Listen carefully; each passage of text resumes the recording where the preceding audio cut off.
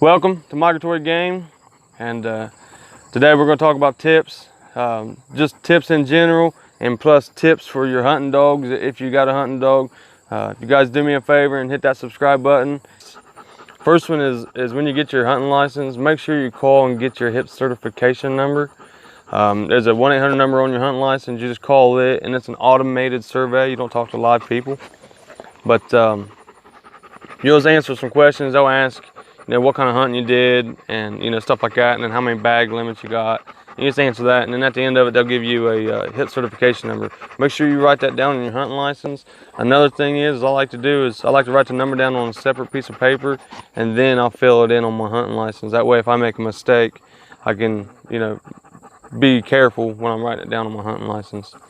And then the second important tip, I wouldn't want to learn the hard way again, is bug spray. Make sure you guys take bug spray. It's hot. The bugs are out in the morning real bad, and they come out late in the evening real bad, especially mosquitoes. So bug spray and your HIP certification number, to me, is the top two tips I wouldn't want to learn the hard way. Ammo. Take plenty of ammo. You might not need it, but it's always best to be on the safe side. You can get 100 rounds here where I'm at Walmart. The light loads, they're called, I think they're called game and target loads. But you get 100 of them in a case, it's like $25. So make sure you get plenty of ammo. You're going to need it. If you're like me, you're going to miss more than you shoot. So make sure you get plenty of ammo. Another tip, if you plan on hunting all day, if you're going to start in the morning and stay out all day long, I recommend getting a small cooler. It don't have to be very big, just a small cooler, and put a little bit of, some ice packs in there. That way you can keep your game cool. It'll last longer. It won't spoil on you by the end of your hunt. Like I said, it's warm out there, so a small cooler I think is not really needed, but it definitely helps. All right, so we're going to talk about tips for dogs. Those first tips I went over, they were just general tips. Now we're going to talk about tips for dogs. I recommend you try to find a private piece of property you can get permission on to hunt. That way you can control the environment that your dog's hunting in, if it's a young dog or if it's your dog's first season.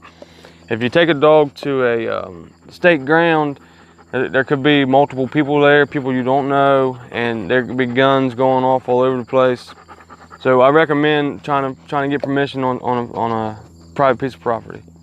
Another tip for your young dogs, if it's their first year, get them out there so they can see the birds fall. They can mark them, and then that'll let them retrieve the bird easier as long as they can see it fall. You don't have to worry about blind retrieves. Another thing about young dogs is, not all the birds you shoot is theirs. If you want to, if you're working on keeping your dog from breaking, the best thing to do is, once your dog sits there and say your dog retrieves one and you shoot another one and it falls in close, make your dog stay there and you go ahead and go get that bird and then come back and then, let the dog go get the other one as long as he's calm. If he tries to break when the gun cracks, then I recommend that you just make the dog sit and you go retrieve that bird. And if you shoot another one and he does it again, make them sit until they stay calm and then let them retrieve one. That'll help you in the long run, keeping your dog from breaking. And sit. Another thing, hey, sit. Another thing is like that where I was petting on him and loving on him and stuff like that. I don't do that when I'm hunting. When I'm out hunting, I want him to be focused. I don't want him to be, walling around on me and want me to pet on him. Sit. So I want him to be focused. That way he's paying attention and he'll see the birds fall when you shoot him. If it's a young dog, I recommend one shot, one kill. And what I mean by that is, if the bird flies over and you shoot and miss, don't shoot anymore. Just let that one go. To the dog, when you fire that gun, you've set him up here on this level. So their excitement went to here. You shoot that gun again, well then the excitement went to here. And if you shoot it again, it went to here, and then they might break. Even if you missed the bird completely, you shot 3 times, you never even hit the bird, they might take off chasing the bird, and then you have to holler at them and get them to come back. So I recommend one shot, one kill, and it's best if you can get someone to go with you. That way you let them shoot and you just handle your dog. If you're by yourself, you can. I'd tie the dog off to my chair.